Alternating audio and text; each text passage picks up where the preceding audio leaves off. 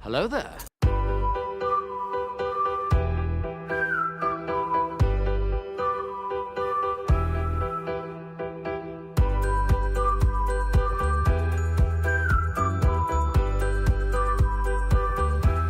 Well, hello, beautiful.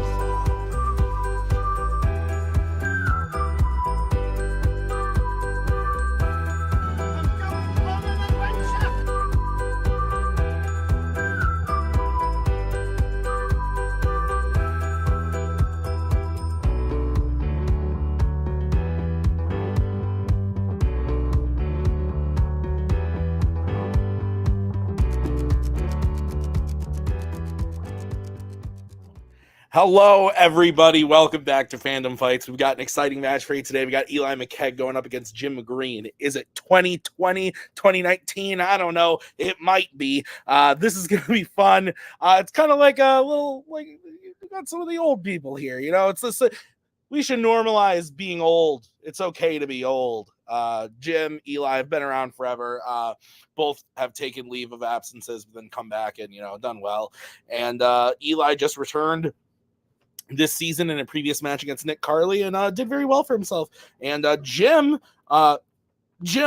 always crushing it, showing up, having a good time and having fun. So I'm looking forward to this. Like I said, feels like a little bit of a reunion of sorts, even though I don't know if these two have ever played or ever talked in more than 7 seconds to each other. I just don't know. But anyway, we'll get into the match and we'll talk to them right now in the promos.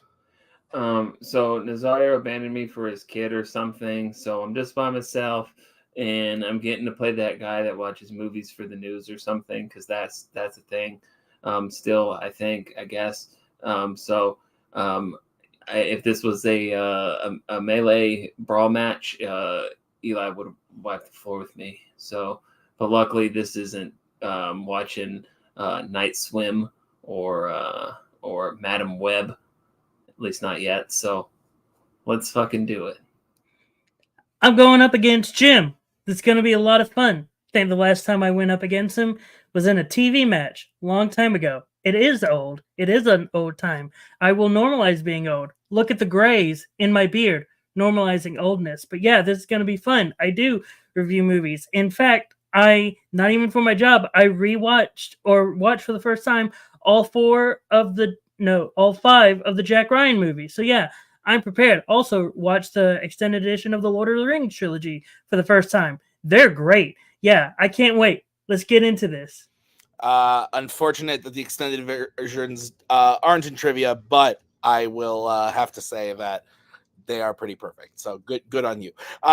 Let's get into it, starting with round number 1. Here's how it's going to work. There are going to be 10 questions from 10 random categories in the realm of Fandom Fights.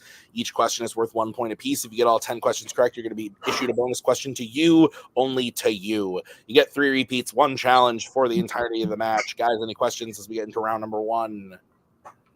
No?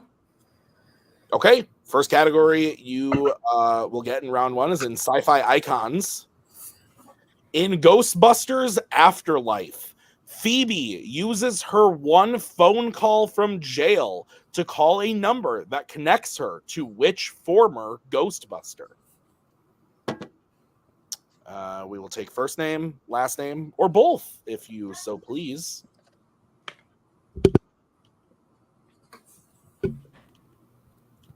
I ain't afraid of no ghosts. 5, 4, 3, 2, 1. Pens down. Let's go to Eli. Ray Stantz. And Jim. Just Ray. Ray Stantz is correct. So 1 point apiece. Your next question is in the category of James Bond. In which James Bond movie is it revealed that James Bond has a daughter? Oh my. I have a daughter. She's all right. She's pretty cute.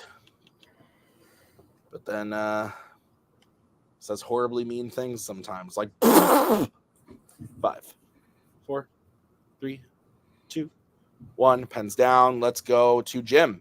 I don't know. I wrote Golden. And Eli. No Time to Die. No Time to Die is correct. So it is 2-1. Your next question is in the category of DC. Who plays Professor Edward Bailey in Red 2? This is the second Red movie. Not to be confused with the first Red movie. Because they're not the same. Stunning commentary. I know. 5, 4, 3, 2, 1. Pens down. Let's go to Eli. Anthony Hopkins? And Jim? I wrote Morgan Freeman.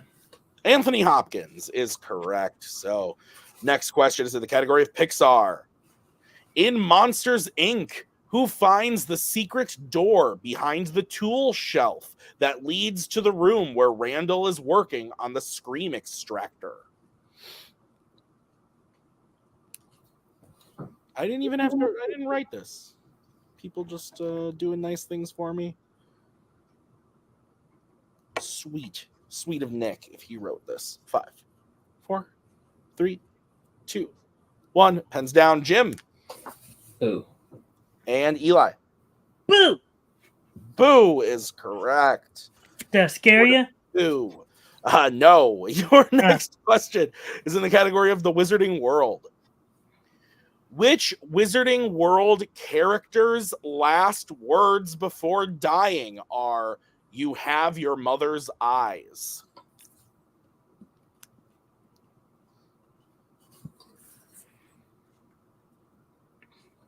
Thought I could jump scare you. The boo. Nah. Not so easily startled this one. 5, 4, 3, 2, 1. Pens down. Let's go to Eli. Snape? And Jim. Snape. Severus Snape. Dumbledore! Yeah, Snape is correct. Your question is in the category of Marvel. In what U.S. city is Worthington Labs based in X-Men: The Last Stand? This is the one where the X-Men take the last stand until the next movie, in which they stood once again. But I guess it was the last stand of this plot line, which was horribly handled. 5, 4, 3, 2, 1. Pens down. Let's go to Jim. San Francisco.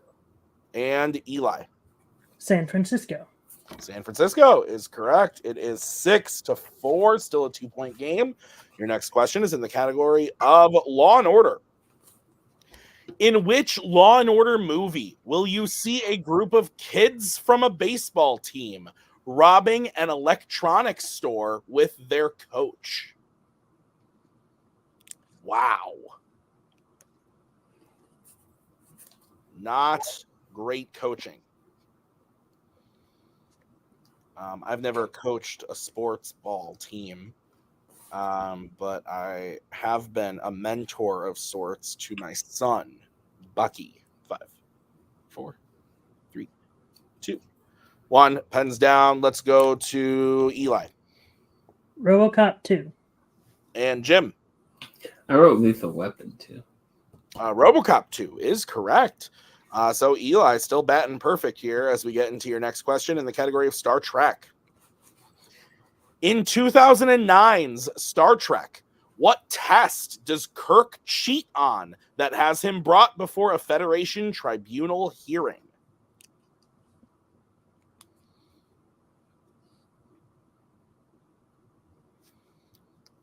My TV just turned off, probably because it's just been sitting on while I host matches. Hurry up and watch something. Otherwise, don't turn me on. Pretty much. I turned it on to check to something that I was installing on my Xbox, and I just didn't turn it back on. 5, 4, 3, 2, 1. Pens down. Let's go to Jim. I have the inability to spell. So I wrote Kobayashi Maru. And Eli. I also didn't know how to spell it, but I also said Kobayashi Maru. Yes, I will accept both of those answers. So 8-5 as we get into your penultimate question in the category of DreamWorks Animation. Who voices the main villain, Tai Lung, in Kung Fu Panda? Great film. To age when we're shooting this, the fourth film in the franchise is coming to cinemas this weekend. That's what I'm reviewing this weekend. Seeing it on Thursday. I'm only watching it on Friday. 5, 4, 3, 2, 1. Pens down. Eli, let's go to you. Ian McShane. And Jim. Bruce Willis. Ian McShane is correct. So here's the sitch. Eli's at 9 points. If he hits this question, he will get a perfect round. So your question is in the category of criminal underworld. And your question is, in The Fate of the Furious, who redirects a missile gliding on top of ice with their bare hand? And no, the answer is not Nick Tubig. Though he's done equally impressive things. I thought it was Tim Brzelek. Tim Brzelek. Oh, man. 5, 4, 3, 2, 1. Pens down. Let's go to Jim. I don't know. So I said Jacob. And Eli. Luke Hobbs. Hobbs is correct. So Eli gets the perfect round. 10-5. Eli, I will be giving you a bonus question to you. Only to you. Are you ready? Yes, my first perfect round in all my years of playing. That's congrats. All right. Your question is, name 2 fandom films from different categories that feature a character singing the song A British Tar. It's a good bonus round question, seeing as how I don't know what that song is. Oh. So I'm just gonna say, just wild guess, just random picking, Patriot Games and X-Men First Class. That is unfortunately incorrect. We were looking for Star Trek Insurrection or Raiders of the Lost Ark or Indiana Jones and the Dial of Destiny. Gotcha. So, but Eli still gets the perfect round, no bonus, but 10-5 is the score as we bring in the wheel for round number 2. Round number 2 is going to work like this. It's the wheel round. The wheel has 8 categories and also spinners and opponent's choice. We're going to spin the wheel. If you like what you spin the first time, you can keep it, or you can choose to spin again, but you have to keep whatever you spin the second time. Each question is worth 2 points apiece. Unless you check the multiple choice, then it will be worth only 1 point. Stealing is available in this round. Categories on the wheel today are Epic Adventures, American Spies, Creature Features, Star Trek, Wizarding World, Worlds of DC, Criminal Underworld, and MCU. Eli, you're in the lead. Do you want to spin first or defer? I will defer. All right, Jim, this is going to be your first spin. I'll take that. Oh, No. It lands on MCU. I'll take it. Okay. Jim, are you ready for your questions in the category of the MCU? Yeah. All right, your first question. Which MCU film features a bomb disguised as a side of mashed potatoes?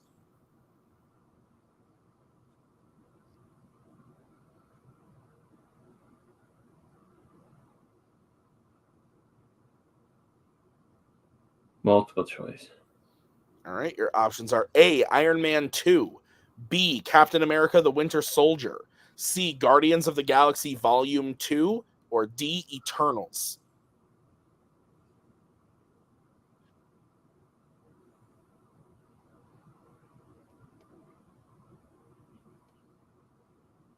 Eternals.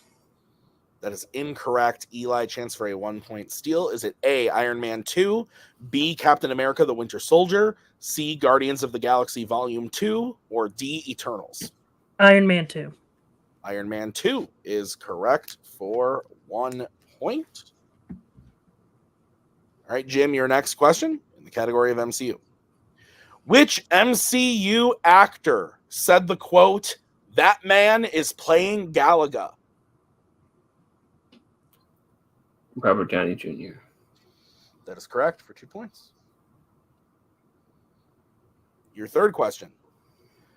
Where do Thor, Rocket and Groot go to meet Eitri and create Stormbreaker in Avengers Infinity War? Nidavellir. That is correct for 2 points. Your fourth question. In Guardians of the Galaxy Volume 3, when the High Evolutionary shows Rocket how his subjects become aggressive after instant evolution, what type of animal is he using as a demonstration?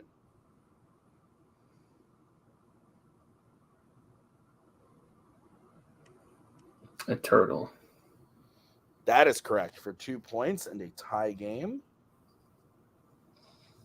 And your final question, Jim. In Spider-Man Homecoming, who is the only one of Peter's friends to figure out he is Spider-Man?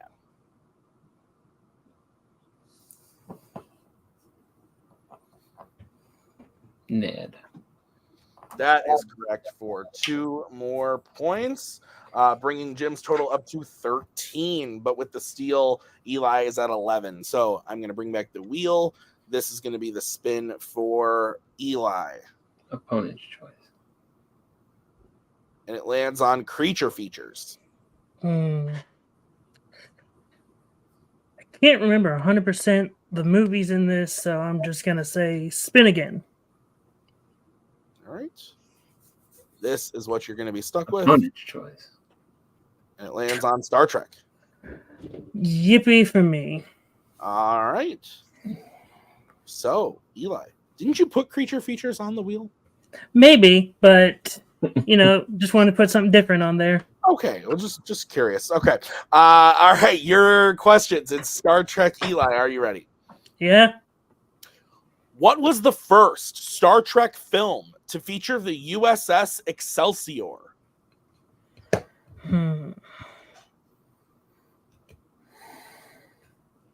Multiple choice. All right, your options are A, The Wrath of Khan, B, The Search for Spock, C, The Final Frontier, or D, The Undiscovered Country. This is the one that popped in my head first, but Undiscovered Country. That is incorrect. Jim, chance for a 1-point steal. Is it A, The Wrath of Khan, B, The Search for Spock, C, The Final Frontier, or D, The Undiscovered Country? Wrath of Khan. That is also incorrect. We were looking for B, The Search for Spock. All right. Eli, your next question. Yep. How many Star Trek films feature a performance from Brent Spiner? How many Star Trek films feature a performance from Brent Spiner? 4. That is correct for 2 points and a tie game. About to say, I hope I didn't miscount. Your next question. What is Captain Pike's first name in Star Trek Into Darkness? Pikes.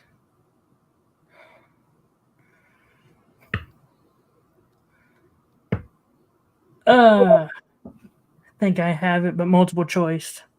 All right, your options are A, Christopher, B, James, C, George, or D, David.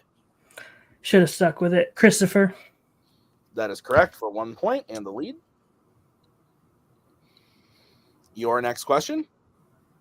What does the crew name their Klingon bird of prey that they use to travel back in time in Star Trek IV, The Voyage Home? Oh, what do they? Multiple choice. Right, your options are A, Endurance, B, Providence, C, St. Louis, or D, Bounty.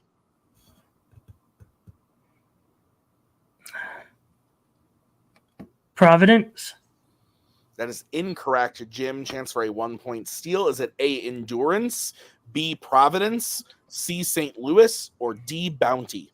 St. Louis. It's also incorrect. We're looking for D, Bounty. All right, Eli, your final question in the category of Star Trek. In Star Trek VI, The Undiscovered Country, why does Kirk specifically say he hates Klingons in the ship's log? Because they killed his son. That is correct for 2 points. He's racist. Yeah, that's Yeah, pretty much. So. After round number 2, Eli gets his total up to 16, but Jim is at 13. So only a 3-point game going into round number 3. It is the betting round. Here is the situation. So I am going to say a category. The players are going to decide whether they want to bet 0, 1, or 2 on the question. If they get the question right, they gain those points. If they get the question wrong, they lose those points. We will play until someone is mathematically eliminated or we have reached the end of the match. Any questions? Nope. No. Okay, first category you can bet points on is horror icons. All right, let's get bets, starting with Eli. 0. And Jim. I like that bet. Stats only. Your question is, which Nightmare on Elm Street film features a group hypnosis session where multiple people fall asleep together?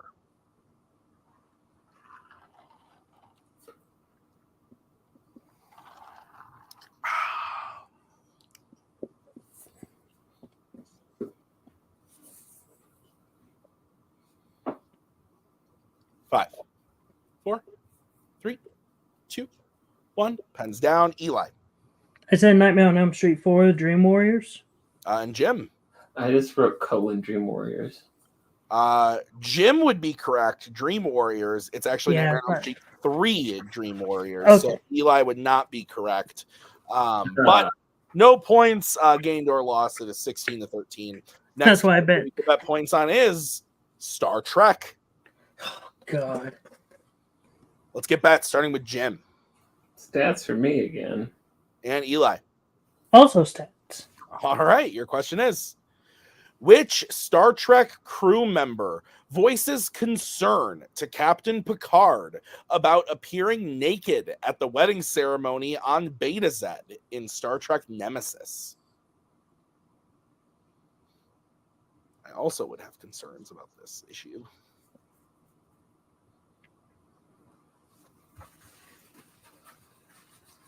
5, 4, 3, 2, 1. Pens down. Let's go to Jim. The robot guy. No. And Eli. I also wrote Data. The answer is Worf. Oh, Worf. he was my second pick. So your next category you can bet points on is the MCU. Let's get bets, starting with Eli. 1. And Jim. Not stats. 2. All right, your question in the MCU. Who plays Justin Hammer in Iron Man 2?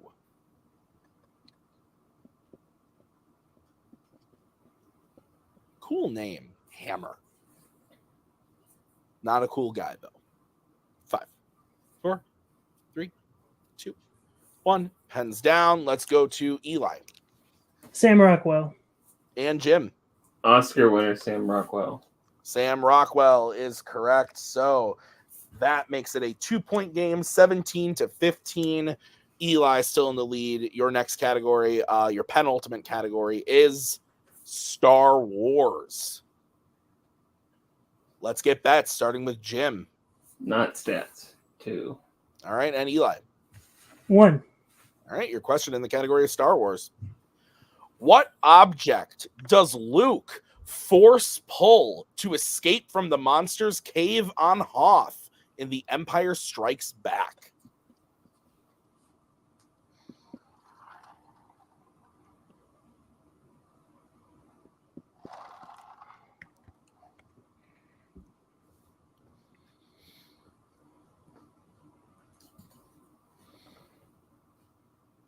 Five, 4, 3, 2, 1. Pens down. Jim, let's go to you.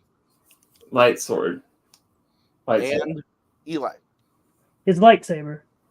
Lightsaber is correct. It is now a 1-point game, 18 to 17 in favor of Eli. As we get into the final category of the round, it is the category of DC. Let's get bets, starting with Eli. I may regret this. 2. And Jim. 2. All right, so we will have a winner after this question. If both players hit or both players miss, Eli will be the winner. But if Jim can hit and Eli misses, Jim will win. And the question is, in The Dark Knight Rises, Bane's secret location where he recruits orphan boys to his forces is located in what kind of location?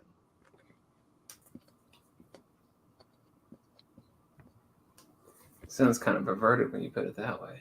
It does. I'm not a huge fan of the way that was written, but it's fair.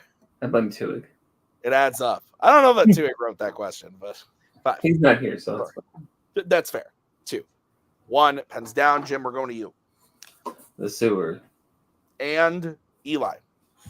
Sewers.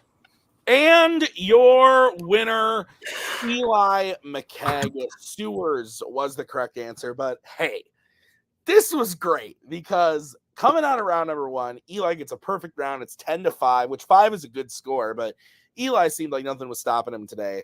And then Star Trek came up, and he didn't seem super confident, had some misses there. If Jim maybe capitalized on those a little bit. Actually, if he would have hit those steals, he would have been the winner here today. But also, Eli could have sealed it even earlier if he had bet more. But, that's the way the game is played. That's the betting round. But this was a great match, a final score of 20-19. So great year for film, great score for this Fandom Fights match. And we're going to go talk to the players right now in the post-match interviews. Jim, fantastic match. I know you're sleepy. I'm with you. But 19 points, really good shit. Your thoughts? So I forgot this was tonight, and about an hour ago, I took 2 melatonin and then looked down at my phone, and Nazara's like, I got this thing with my kid tonight, but you got this. And I was like, what's he talking about? And then I saw Tuig was like, link in an hour, and I was like, oh, fuck. So that's not the best, but looking at my game objectively, like there's nothing I missed because I'm tired. It was like, in round 1, I mean, okay, No Time to Die. I figured it was the newest one, but I couldn't remember that title. But other than that, it was just the stuff I missed. I just didn't know. Like I can't remember. I can't even remember the part in Iron Man 2 where there's mashed potatoes in a bomb. When Vanko breaks out of the jail. Oh, that okay. I should have challenged that because now I think it was a baked potato, not mashed potatoes. But whatever. It doesn't matter. Doesn't matter now. But yeah, I don't think. And in round 3, I bet correct. Like I bet on stuff. I bet 0 on because I'm never like horror icons. Like I'm not like sad about just randomly knowing Dream Warriors. So no, yeah, nothing away from Eli. I'm tired, but I didn't miss anything because I'm tired. That's fair. Jim, this was a great match. I think you played really, really great, but I'm going to ask you the age-old question. Who do you want to play next time you're here?